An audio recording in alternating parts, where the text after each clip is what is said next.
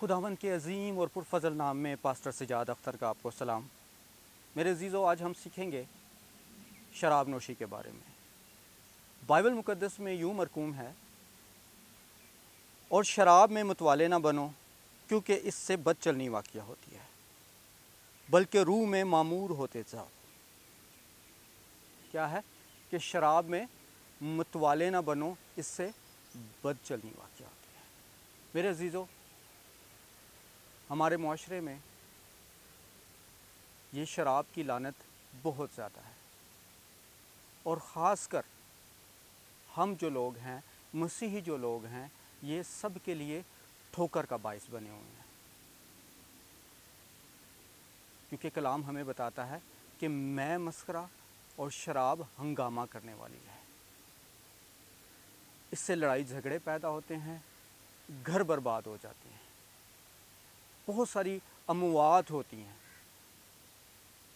اور لڑائی جھگڑوں کی وجہ سے گھر میں طلاقیں ہوتی ہیں۔ تو میرے عزیزو، جیسے کہ کلام میں لکھا ہے کہ شراب میں متوالے نہ بنو، اس سے کیا ہوتی ہے کہ بد چلنی، برے کام ہوتے ہیں۔ ہم اسے ترک کر کے بلکہ روح میں معمور ہوتے جائیں، جیسے کلام ہمیں بتاتا ہے کہ روح میں معمور ہوتے جاؤ۔ اور کلام مقدس میں کچھ اس طرح ہے کہ بغض، نشہ بازی، ناچ رنگ اور ان کی مانت، ان کی بابت تمہیں پہلے سے کہہ دیتا ہوں، جیسا کہ بیشتر جتا چکا ہوں کہ ایسے کام کرنے والے خدا کی بادشاہی کے وارث نہ ہوں گے۔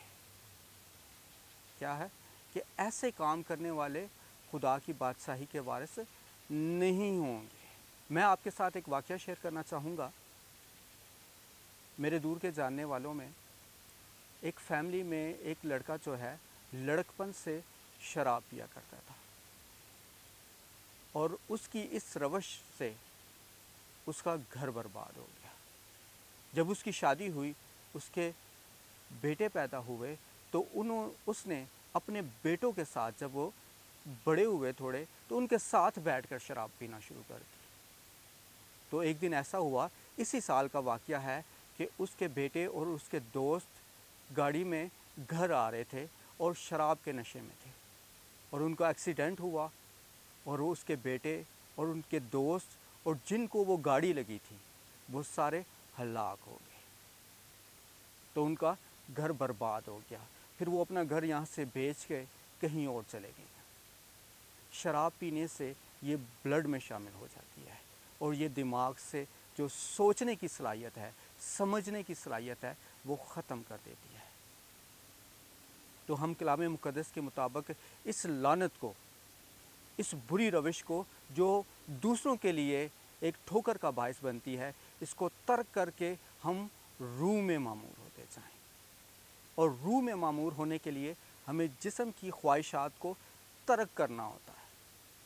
کلام مقدس میں لکھا ہے، مگر میں یہ کہتا ہوں کہ روح کے موافق چلو تو جسم کی خواہش کو ہرگز پورا نہ کرو گے، کیونکہ جسم روح کے خلاف خواہش کرتا ہے، اور روح جسم کے خلاف، اور یہ ایک دوسرے کے مخالف ہیں، تاکہ جو تم چاہتے ہو وہ نہ کرو۔